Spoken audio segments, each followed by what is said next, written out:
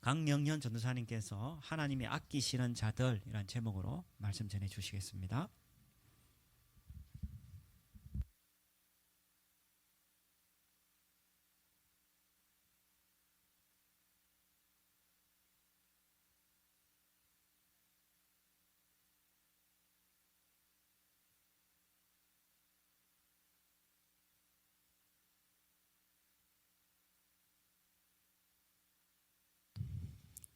네, 참 쉽지 않은 또 시간들을 저희가 보내고 있는데 이 보내고 있는 가운데서도 예배 자리를 사모하셔서 이 자리에 나오신 여러분들 주님의 이름으로 축복하고 또 환영합니다. 날씨가 많이 추워졌습니다. 저도 어제 추워서 처음으로 보일러를 틀었는데 날씨가 추운 만큼 몸만 추운 게 아니라 마음도 참 추워지는 시간들인 것 같아요. 근데 이렇게 참 힘든 시간 가운데서도 우리에게 또한 귀하게 허락되어진 이 대림절 기간을 우리가 좀 깊이 진정한 의미가 무엇인지라는 그런 관점에서 한번 묵상을 해보았으면 좋겠다, 이런 생각이 들어서 제가 대림절의 참된 의미를 조사하는 과정에서 몇 가지 조사를 해봤는데, 여러분 대림절 하면 어떤 게 떠오르시나요? 주로 이제 발표회, 교회에서 이제 자주 했었죠. 교회학교 선생님들 해보셨으면 다들 한 번쯤 진행을 해보셨을 겁니다. 저도 대림절이 딱 되면 그 발표회를 준비했던 생각이 나요. 그래서 뭐 찬양도 하고 연극도 하고 했었는데 거기에 주로 자주 종종 등장하는 소재가 무엇이냐면 아기 예수님입니다. 근데 엄밀한 의미에서 이 대림절에 우리가 진짜 기려야 될 대상은 무엇이냐면 아기 예수, 그러니까 태어나지 않는 또는 이제 막 태어난 아기 예수가 주된 소재가 될 게 아니라 다시 오실 예수님, 재림하셔서 심판주로 오셔서 구원사역을 완성하실 그 예수님을 기다리고 그분이 다시 우리의 소망이 되실 것들을 간절히 기대하는 기간이 바로 이 대림절 기간입니다. 유대인들에게는 참 많은 절기들이 있어요. 근데 대림절은 물론 그들의 절기는 아닌데 그들이 절기를 지킬 때 예루살렘 성전으로 향해서 올라갑니다. 우리나라는 동고서저이잖아요, 지형이. 이스라엘은 반대예요. 서고동저예요. 그래서 이렇게 올라가다 보면은 예루살렘 성전이 나오는데, 예루살렘 성전으로 올라가다 보면은 많은 이제 난관들이 있습니다. 그 난관들이 있는데 그 난관들을 기억하다, 이렇게 생각하다 보면은 이게 가는 게 망설여질 때가 있어요. 삶이 바쁘지 않습니까? 또 가만히 절기를 지키는 모양들을 보면 자신의 삶을 뒤로하고 예배의 자리로 나아가는 모습들을 볼 수 있게 돼요. 저는 이 대림절 기간을 우리가 함께 보내면서 이 두 가지 의미를 좀 기억했으면 좋겠습니다. 다시 오실 예수님께서 우리의 유일한 소망이 되시고 기대가 되시고 그분 안에서 발견할 수 있는 소망만이 진정한 우리의 소망이 된다는 점 한 가지와요, 우리의 삶을 뒤로하고 이 예배의 자리에 나와서 예배드림이 하나님 앞에 기쁨이 된다는 사실, 이것들을 우리가 기억하였으면 좋겠어요. 그래서 우리가 예배 자리에 나올 때만, 이 자리에 있을 때만 예배를 드리는 게 아니라 삶의 자리를 뒤로 할 때부터 예배가 시작되는 겁니다. 여러분 사실 참 쉽지 않은데 집안 정리 다 잘하고 나오셨습니까? 어떤 분들은 다 또 정리 잘 하셨겠지만 거의 6.25처럼 해놓고 나오신 분들도 계시잖아요. 저도 이렇게 아침에 준비를 하다 보면은 이렇게 아침 시간을 아무리 빨리 준비를 해도 시간이 모자라더라고요. 근데 그런 분주함을 뒤로 하고 믿음으로 주님 앞에 나오는 것이 하나님 앞에 드리는 그 기쁨이 되는 예배가 아닌가, 이런 생각을 해보게 됩니다. 오늘 제가 왜 다시 오실 주님에 대해서 이렇게 좀 길게 할애해서 이야기를 드렸냐면, 오늘 베드로가 이야기하는, 또 이야기하고자 하는 바는 다시 오실 주님이 전제되어 있는 하에서 이야기가 되고 있기 때문입니다.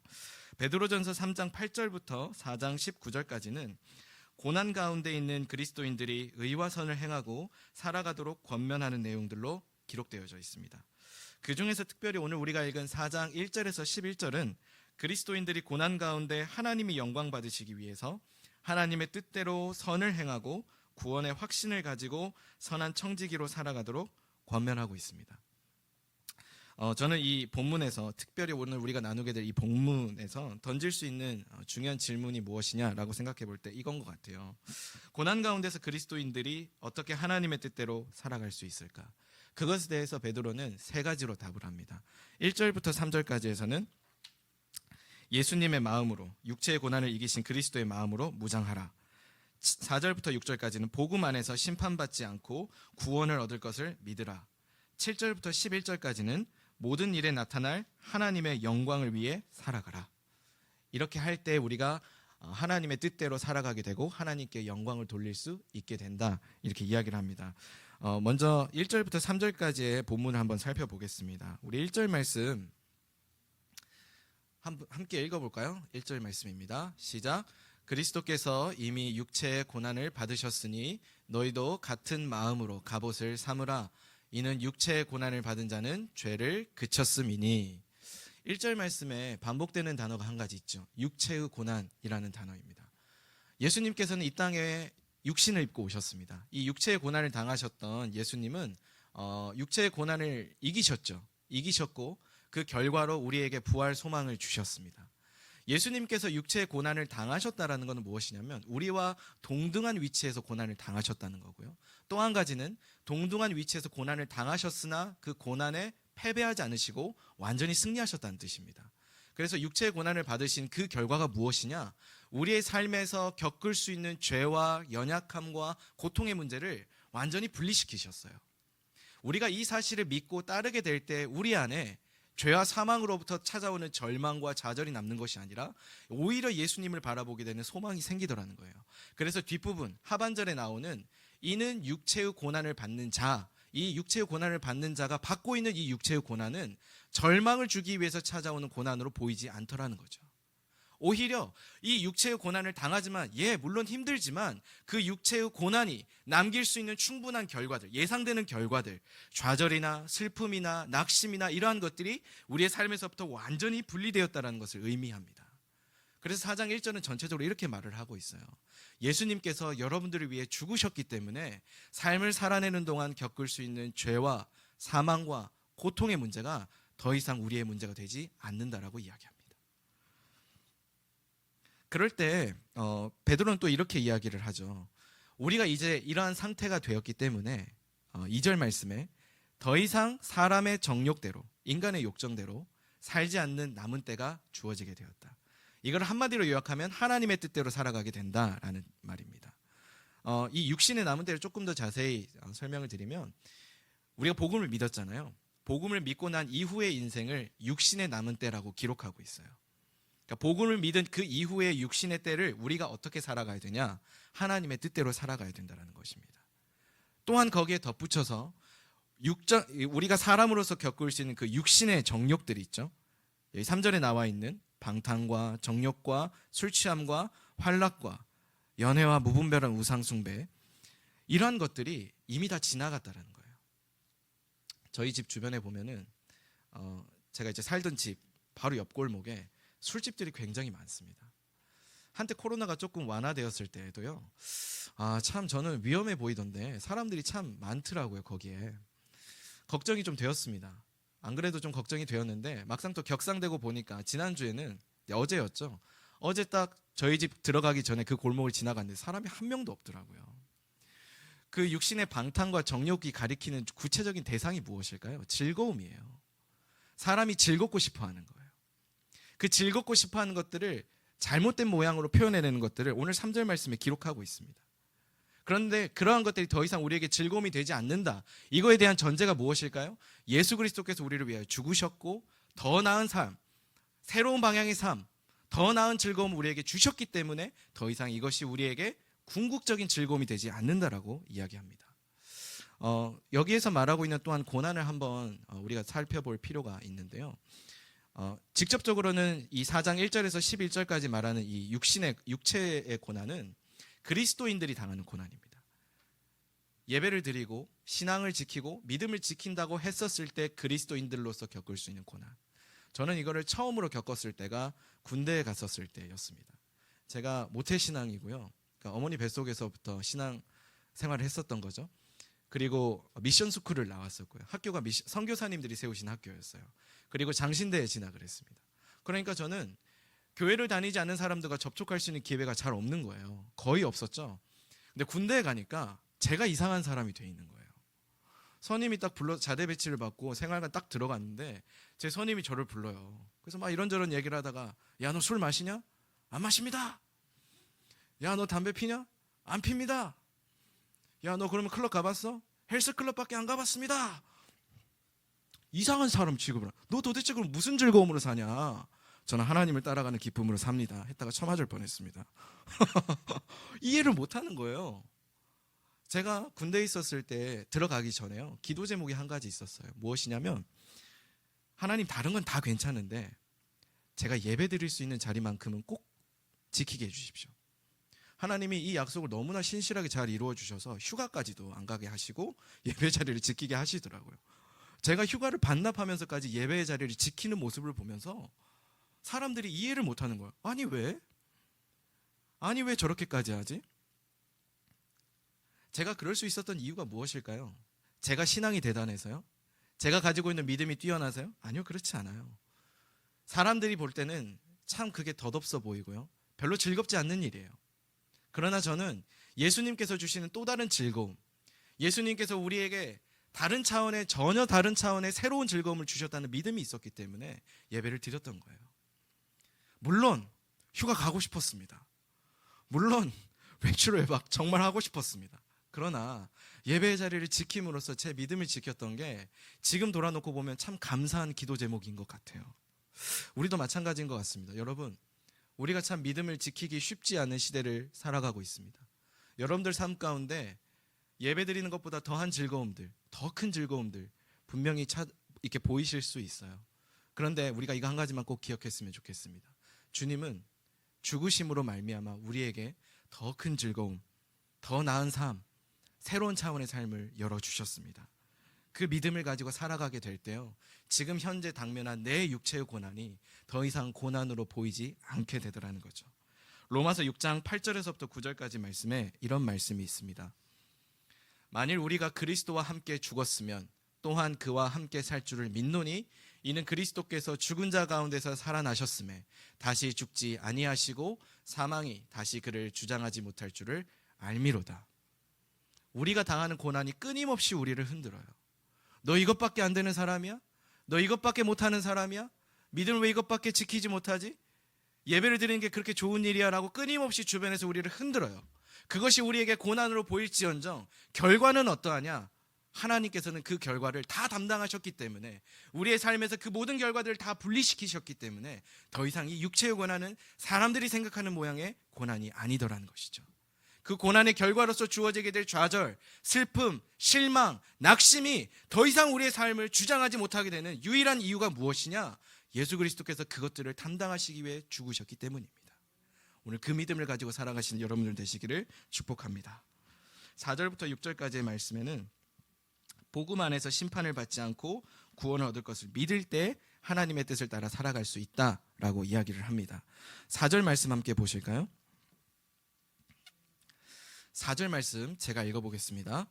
이러므로 너희가 그들과 함께 그런 극한 방탕에 다름질하지 아니하는 것을 그들이 이상히 여겨 비방하나. 아까 제가 첫 번째 단락을 설명할 때 잠깐 이야기했지만, 우리가 이 고난을 당하는 직접적인 이유 중에 하나는 무엇이냐면 신앙생활을 하는데 사람들이 이상히 여기더라는 거예요. 사람들이 비방을 하더라는 거예요. 근데 저 단어가 구체적으로 어떤 의미가 있냐면, 첫 번째로 비방한다라는 이 말은요, 신성 모독적인 말입니다. 하나님을 향하여서 비방하는 거예요. 그래요? 하나님 안 계시는 것 같은데요? 굉장히 회의적인 의미가 담겨져 있어요. 이상히 여기다도 마찬가지입니다. 하나님 안 계시는 것 같은데요? 왜 우리가 하나님을 믿어야 되죠? 라는 그런 회의적인 느낌으로 표현된 단어가 바로 이상히 여겨 비방하나, 이 단어입니다. 이상히 여겨 비방을 하는 사람들이요, 우리를 바라볼 때 참 이상하죠. 이 시국에 조금 더 나은 삶을 위해서 더 노력할 수 있는데, 이 시국에 교회 나가는 것보다 더 나은 삶을 선택할 수 있는 선택지들이 많은데 왜 우리는 이런 선택을 하게 될 수밖에 없을까요? 그 답이 5절과 6절에 나와 있습니다. 5절에 이렇게 나와 있죠. 그들이 산자와 죽은 자를 심판하기로 예비하신 이에게 사실대로 고하리라. 여기서 그들은요, 그 비방하고 이상하게 여겼던 자들을 가리킵니다. 그들이요, 다시 오셔서 심판주로 오셔서 구원 사역을 완성하시고 하나님 나라의 사역을 완성하실 그 주님 앞에 그들이 어떻게 살았는지를 사실대로 고해야 되는 날들이 올 거라는 거예요. 그리고 그 일들을 위해서 예수님께서 이 땅에 오셔서 십자가에서 죽으셨고 부활하셨습니다. 그 사실에 증인된 사람들이 이미 죽었지만, 이 말씀을 기록할 당시의 시점을 기준으로 볼 때요, 이미 죽었지만 그 사실을 듣고 믿었던 사람들에게 복음이 전파되었고, 그 복음이 전파된 사람들은 실제로 심판대 앞에 섰었을 때 하나님께서 의로운 자로 인정해 주신다는 겁니다. 이 사실이 있기 때문에 우리가 비방을 당하고 이상히 여김을 받는다 할지라도요, 다시 오실 주님이 분명히 우리가 어떠한 믿음을 고백하였고 어떠한 삶을 살았을지를 다 아시기 때문에 우리가 이 이상히 여기는 삶을 살아가게 된다는 거죠. 당시의 그리스도인들은요, 많은 비방과 많은 이상히 여김을 당하였을 것입니다.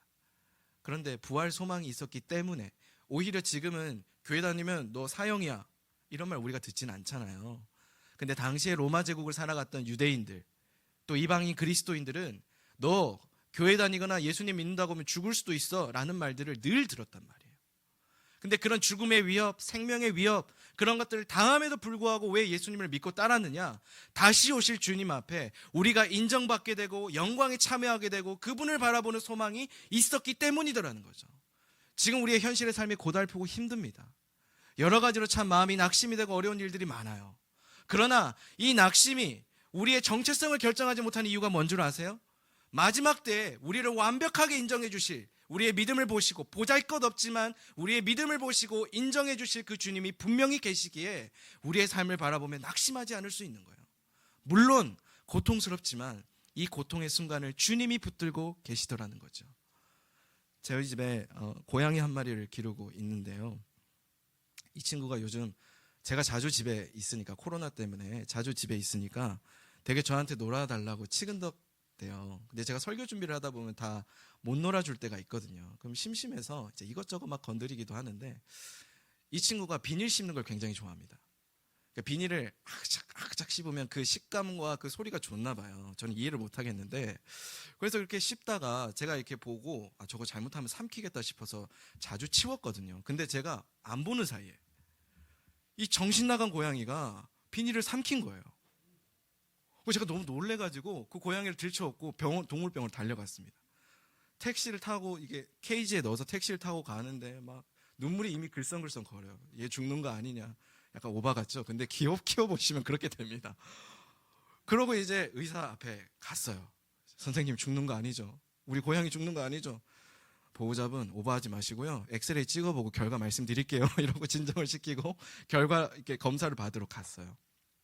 가고 난 다음에 저를 다시 부르더라고요. 보호자분, 비닐은 이렇게 한 2리터짜리 봉투를 삼키지 않는 이상 고양이가 죽지 않는다. 그 정도 조각은 다 소화할 수 있으니까 고양이를 너무 의심하지 말라고 하면서 저를 돌려보냈는데, 제가 돌아오면서 제 뇌리에 남았던 말이 뭐였냐면 보호자분이란 말이었어요. 솔직히 저랑 고양이랑 아무 상관없거든요.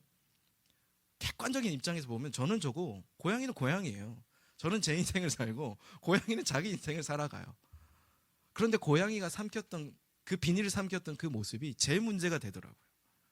어떨 때 제 문제가 되었었냐면, 제가 고양이의 보호자가 되었을 때 그 문제가 제 문제가 되더라고요. 하나님도 마찬가지인 것 같아요. 우리의 문제가 과연 하나님이 객관적으로 바라보시면서 아이고 힘들겠다, 야 좀만 더 파이팅 해봐 이러실까요? 아니더라는 거죠. 그분이 우리의 보호자 되시기 때문에요, 고난을 당하고 있는 우리의 아픔을 외면하지 않으세요. 눈물을 흘리고 있는 그 자리에서 우리가 슬퍼할 때 그 슬픔을 신실하게 붙들고 계신다는 거죠. 육체의 고난을 당하나 우리가 죄를 그치는 삶을 살기로 결단하며 나아가지만 그 삶이 힘들지만 우리가 그렇게 살 수 있는 이유가 무엇일까요? 하나님이 우리의 보호자 되시기 때문이에요. 다시 오실 예수님이 우리 삶의 보호자가 되시기 때문에 다시 오셔서 우리를 사랑한다 말씀하시고 완전한 의의로 인정해 주실 그 예수님이 우리의 보호자 되시기 때문에 우리가 그 삶을 살아갈 수 있게 되더라는 겁니다. 사랑하는 여러분, 우리의 삶이 비록 버겁고 힘들지라도 여러분들의 삶 가운데 보호자 되시는 그 주님이 여러분과 함께 하십니다. 이 믿음을 가지고 살아가시는 여러분들 되시기를 축복합니다. 우리는 심판대 앞에서 심판받을 자들이 아니라 믿음, 비록 보잘것없지만 이 믿음으로 말미암아 의롭다 인정받을 자들입니다. 데살로니가전서 4장 15절에서 17절까지의 말씀에 이런 말씀이 있습니다. 우리가 주의 말씀으로 너희에게 이것을 말하노니 주께서 강림하실 때까지 우리 살아남아 있는 자도 자는 자보다 결코 앞서지 못하리라. 주께서 호령과 천사장의 소리와 하나님의 나팔 소리로 친히 하늘로부터 강림하시리니 그리스도 안에서 죽은 자들이 먼저 일어나고, 우리 17절 같이 읽어볼까요? 시작. 그 후에 우리 살아남은 자들도 그들과 함께 구름 속으로 끌려올려 공중에서 주를 영접하게 하시리니 그리하여 우리가 항상 주와 함께 있으리라. 아멘.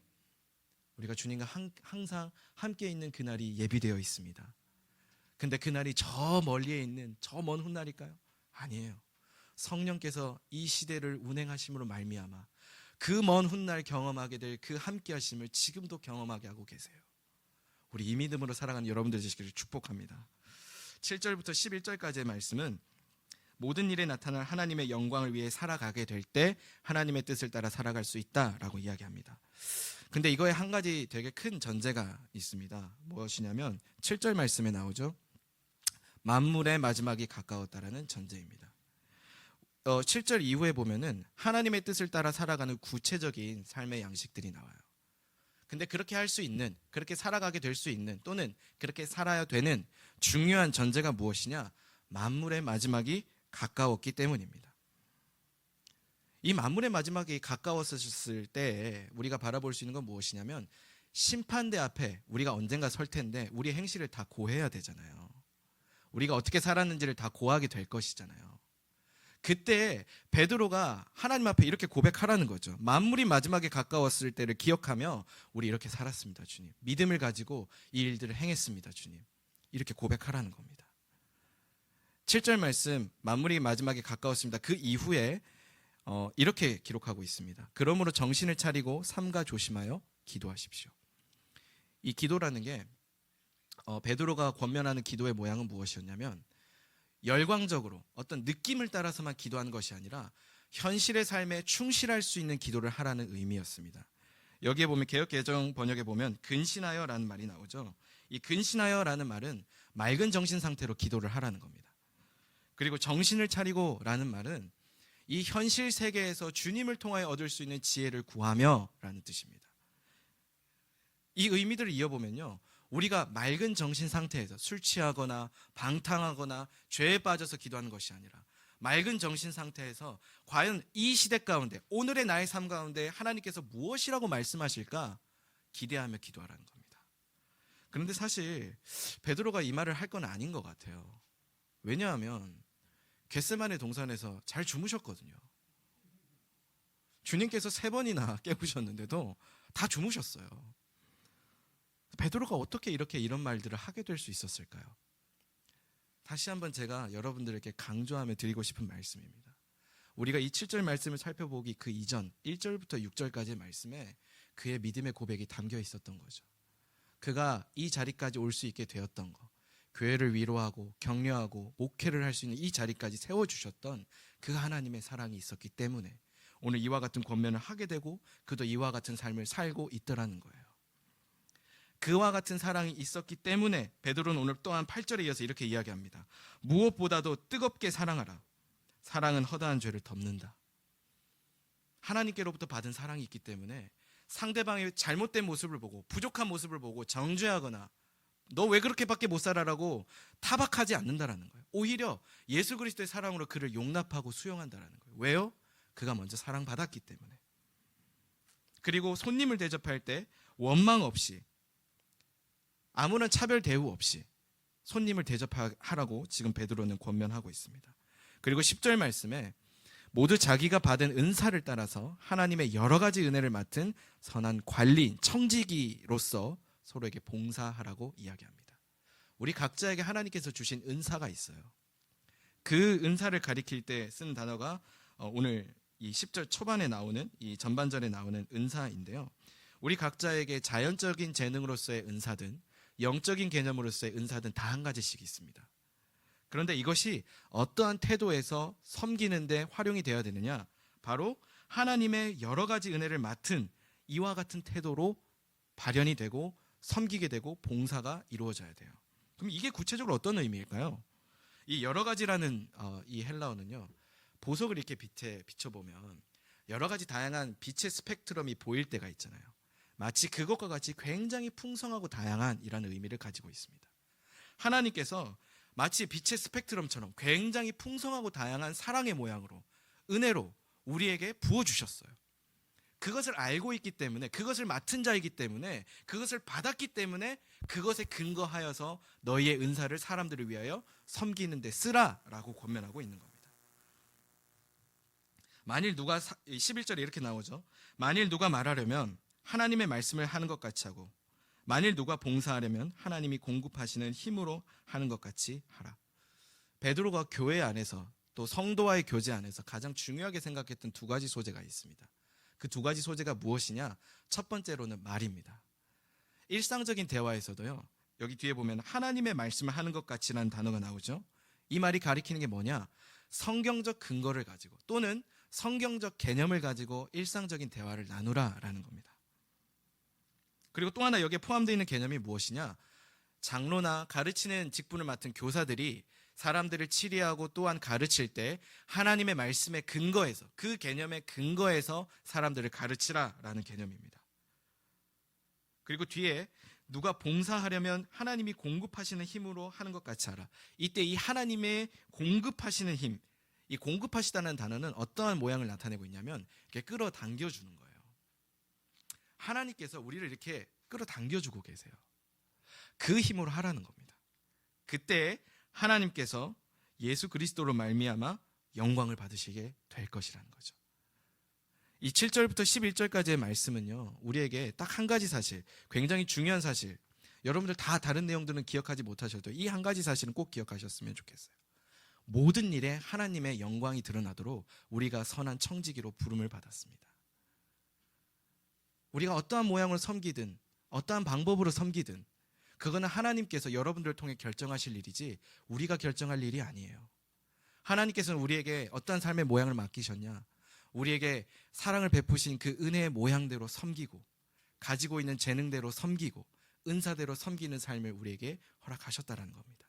그 삶을 살아가게 될 때 우리가 하나님의 뜻을 따라 살아갈 수 있고 하나님께 영광을 돌릴 수 있게 된다는 겁니다. 그런데 여러분, 이게 말로 할 때는 참 쉬워요. 쉽다는 게 그냥 말로는 이렇게 잘 표현할 수 있습니다. 저도 설교 준비를 하면서 제가 여러분들로 이게 표현이 적절한지 모르겠지만 빙의가 한번 해봤어요. 빙의를. 과연 이게 쉬울까? 사랑으로 섬기고 은사대로 섬기고 받은 모양과 받은 은혜의 모양과 받은 사랑을 기억하며 섬긴다는 거, 이게 쉬울까? 저는 결코 그렇지 않다라고 생각을 하거든요. 교회 학교 교사들을 해보셨으면 여러분 한 번쯤 다 경험해 보셨을 겁니다. 특히 청소년부 아이들을 맡아보셨던 분들은 굉장히 쉽지 않으셨을 거예요. 이 아이들은 자기 인생에 관심이 없고 주로 남의 인생에 관심이 많습니다. 저희 청소년부 아이들도 마찬가지인데요. 자기 인생에 별로 관심이 없고 제 인생에 관심이 많아요. 그래서 이렇게 올 때마다 늘 몇 가지 질문을 해요. 저랑 연초에 내기를 했거든요. 제가 올해 안에 결혼을 하면 니네가 나한테 치킨을 사라. 만약에 내가 못하면 너희한테 치킨을 사겠다. 그 마지막 때가 가까워 오고 있습니다. 올 때마다 질문을 해요. 전사님 언제 결혼해요? 전사님 몇 살이죠? 전사님 취향이 어떻게 돼요? 거의 결혼의 뒤로 정직원들이에요. 와가지고 남의 인생에 대해서 관심을 가지고 끊임없이 묻는데요. 제가 야 얘들아 알겠어, 치킨 사줄 테니까 자 한 주간 어떻게 살았는지 나눠볼래? 하면 들어 눕기 시작해요. 물론 괜찮아요. 성경에도 들어 누워서 설교 들었던 분들이 계세요. 중풍병자라든지 뭐 이런 분들이 계시기 때문에 괜찮아요. 이렇게 세우면 되니까요. 그런데 이게 대화라는 게 말처럼 쉽지가 않잖아요. 섬긴다라는 게 이게 말처럼 쉽지가 않잖아요. 그렇죠? 우리의 마음같이 따라주면 참 좋은데요. 이게 참 쉽지가 않아요. 그리고 자녀 길러보셔서 아시겠지만 어떤 집사님이 그러시더라고요. 집에 우유를 사다 놓으면 우유가 분명히 어제 사다 놨는데 오늘 열어보니까 없더래요. 불안해서 분리수거함을 가봤더니 어제 사놨던 우유가 곱게 접혀서 꼽혀 있더래요. 우유통이. 애들이 하루 만에 1000ml짜리 다 먹은 거예요. 그 집사님 하는 말이 우유를 살 게 아니라 젖소를 사야 될 판이다. 제가 생각할 땐 젖소도 파업할 판이에요. 나는 젖소가 아니라 그냥 소다. 나한테서 더 이상 뭘 짜내려 하지 마라. 이럴 판이에요. 여러분, 이런 어려운 상황들을 바라볼 때요, 우리 안에 우리를 가장 힘들게 하는 게 무엇일까요? 그 말씀이 오늘 말씀 3절에 나와 있습니다. 죄송합니다. 2절에 나와 있습니다. 사람의 정욕이라는 거예요. 우리가 이 어려움을 대할 때요, 자꾸만 우리의 본성이 나갈 때가 있어요. 우리의 마음대로 통제하고 싶고요, 내가 원하는 것을 얻고 싶어요. 저것만 얻으면, 저것만 내 마음대로 되면, 저것이 내 수중에 있으면 행복할 거라는 생각을 하는 거예요. 근데 여러분들이 그 지난 날 동안 바라왔던 그 모든 것들이 다 이루어졌었다고 가정을 한번 해볼게요. 그럼 여러분들이 지금의 삶이 더 나아졌을까요? 우리 예전에 이런 말 했잖아요. GDP 3만 불 시대가 오면 행복해질 거다. 세상이 뒤집어질 거다. 여러분 지금 거기를 향해 근접해 가고 있어요. 근데 지금 우리의 삶이 어떻죠? 그만큼 막 엄청나게 뒤집어질 만큼 행복한 세상들이 우리에게 지금 주어졌나요? 아니에요. 이 법을 작성하시는 분들 가만히 보면요, 이 법이 예전보다 훨씬 더 치밀해지고 되게 세부적이고 더 이렇게 잘 짜여졌단 말이에요. 그런데 그렇게 법이 잘 짜여졌으면 사람들이 법을 더 잘 지켜야 되는데, 사람들이 법을 더 잘 지키던가요? 법을 더 잘 어기죠. 그러니까 법이 더 필요하게 되고 또 필요하게 되고 또 필요하게 된단 말이에요. 우리가 더 나을 거라고 생각했던, 저것만 있으면, 저것만 내 손에 있으면 괜찮아질 거야 라고 생각했던 그것들이요, 우리의 삶을 결코 행복하게 할 수 없습니다. 윌터 브루그만이라는 구약학자가 있는데요, 이 구약학자가 하나님, 이웃, 제국, 이러한 책을 썼습니다. 이 책에서 이분이 이런 말씀을 하셨어요. 제국은 세 가지 특징이 있는데, 착취와 상품화하는 특징이 있다. 그리고 또 한 가지 이어서 그 착취와 상품화를 통제하려고 하는 힘을 구비하려는 노력들이 늘 병행된다. 우리가요, 저것만 얻으면 행복해질 거라는 그 마음이 어디에서 자꾸만 동기부여가 되냐? 바로 이와 같은 것들이에요. 내가 조금 더 사람들보다 많이 얻어야 돼. 내가 조금 더 다른 사람들보다 나은 존재가 돼야 돼. 지금 물리적인 모양의 제국들은 다 사라졌어요.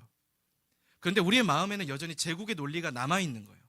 제국은 사라졌지만 나 얼마짜리입니다, 나 이만큼 잘 살고 있습니다 라는 것들을 끊임없이 증명해 보여야 되는 시대 가운데 우리가 살고 있더라는 거예요. 상품화 시대 가운데 살고 있더라는 거예요.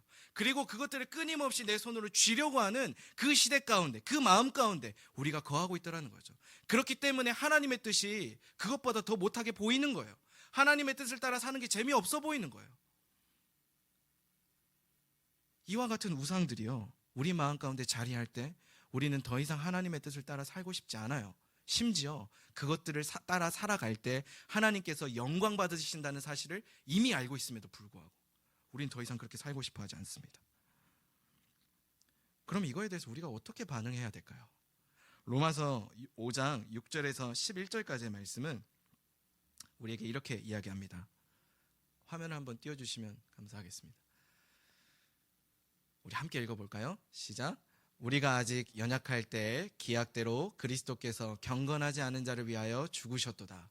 의인을 위하여 죽은 자가 쉽지 않고 선인을 위하여 용감히 죽는 자가 혹 있거니와, 우리가 아직 죄인 되었을 때 그리스도께서 우리를 위하여 죽으심으로 하나님께서 우리에 대한 자기의 사랑을 확증하셨느니라.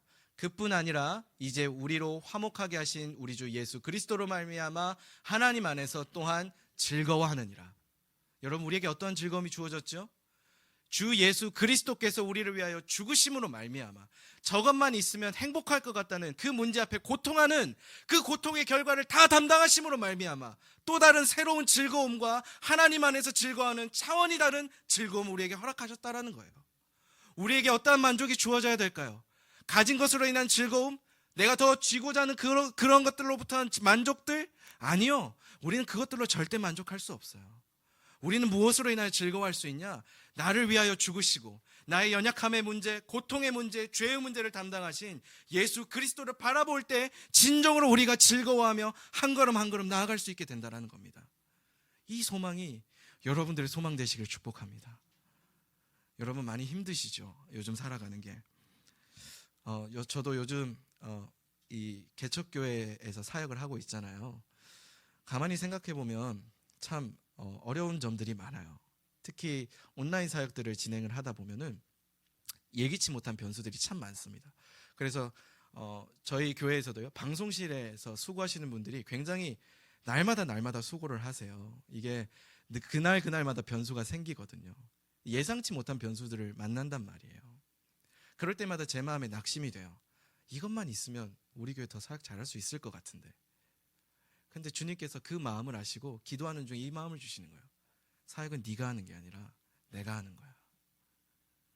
제가 바라봐야 될 게 무엇일까요? 저는 이 문제 앞에서 낙심하고 낙담하고 이 고난을 고난으로밖에 보지 못해요. 그 연약함이 여전히 제 안에 있지만 하나님께서는 그 고난의 결과를 담당하심으로 제 안에 또 다른 새로운 길들을 열어가실 계획들을 이미 예배해 주셨다라는 겁니다.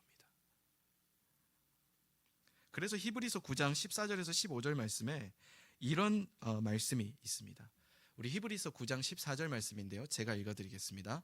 하물며 영원하신 성령으로 말미암아 흠없는 자기를 하나님께 드린 그리스도의 피가 어찌 너희 양심을 죽은 행실에서 깨끗하게 하고 살아계신 하나님을 섬기게 하지 못하겠느냐. 여러분들이 교회 안에서 섬기고 은사대로 여러분들이 봉사하고 하나님의 뜻대로 살아가게 되는 그 근원이 무엇일까요? 여러분들 안에 있는 어떤 가능성, 여러분들 안에 있는 어떤 재능, 여러분들 안에 있는 어떤 그 무언가가 이것들을 가능하게 하는 게 아니에요. 그것들로도 다 이르지 못하는 우리의 연약함을 주님께서 담당하심으로 말미암아 하나님께서 이 일들을 가능하게 하셨어요. 히브리서의 말씀처럼요. 우리는 여전히 우리의 양심이 깨끗하지 못하고 죽은 행실 속에서 살아가는 것 같아요. 그런데 그 결과를 주님께서 담당하셔서요, 부족하지만 연약하지만 하나님께서 우리들 다 각자 영광의 제목들로 삼아 주셨다라는 거죠. 하나님께 섬기는, 하나님을 섬기는, 교회를 섬기는, 성도들을 섬기는 그 영광의 제목들로 삼아 주셨다라는 겁니다. 그리고요, 우리가 이렇게 살아가는 동안 겪는 이 어려움들을요, 주님께서요 다시 이 땅에 오셨을 때 위로해 주시겠다고 약속해 주셨어요. 계시록 말씀에 이런 말씀이 있습니다. 계시록 7장 15절에서 17절 말씀인데요, 제가 읽어드리겠습니다. 그러므로 그들이 하나님의 보좌 앞에 있고 또 그의 성전에서 밤낮 하나님을 섬기매 보좌에 앉으신 이가 그들 위에 장막을 치시리니 그들이 다시는 줄이지도 아니하며 목마르지도 아니하고 해나 아무 뜨거운 기운에 상하지도 아니하리라. 우리 함께 읽어볼까요? 17절 시작. 이는 보좌 가운데 계신 어린 양이 그들의 목자가 되사 생명수 샘으로 인도하시고 하나님께서 그들의 눈에서 모든 눈물을 씻어 주실 것임이라. 아멘. 우리가 당하고 있는 이 고난은요, 하나님께서 마지막 때 예비하셨던 그 마지막 때 모두 다 씻겨 주실 거예요. 이것이 우리가 당면한 최종적인 결과가 아니에요, 여러분. 내가 지금 몸에 질병이 있고 내가 지금 마음에 질병이 있고 내 삶에 문제가 있는 지금 이 순간이 우리의 최종적인 결과가 절대 아님을 주님은 이 계시록 말씀을 통하여 우리에게 언약하여 주고 계세요. 여러분 심정적으로 무너지실 때가 있죠. 마음적으로 여러분 더 이상 하고 싶지 않은 무기력에 빠지실 때가 있죠. 그때마다 이 말씀을 기억하십시오. 주님께서 그 마지막 때에 우리가 참 버겁게 지나갔던 그 순간들에 흘렸던 그 눈물들을 다 닦아주실 것입니다. 이 믿음으로 우리가 살아가는 줄로 믿습니다. 제가 이 말씀만 하고 말씀을 정리하려고 하는데요, 군대에 있을 때, 자꾸 군대 얘기를 해서 죄송합니다. 군대에 있을 때 사격 시험을 본 적이 있습니다. 훈련병 때죠. 훈련병 때 사격 시험을 보는데 16발을, 이 20발 중에 16발을 쏴야 통과해요.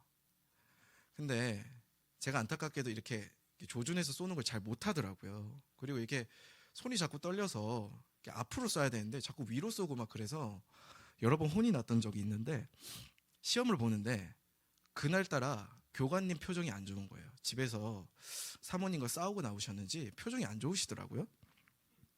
불안했죠. 그분이 이렇게 선포하셨어요.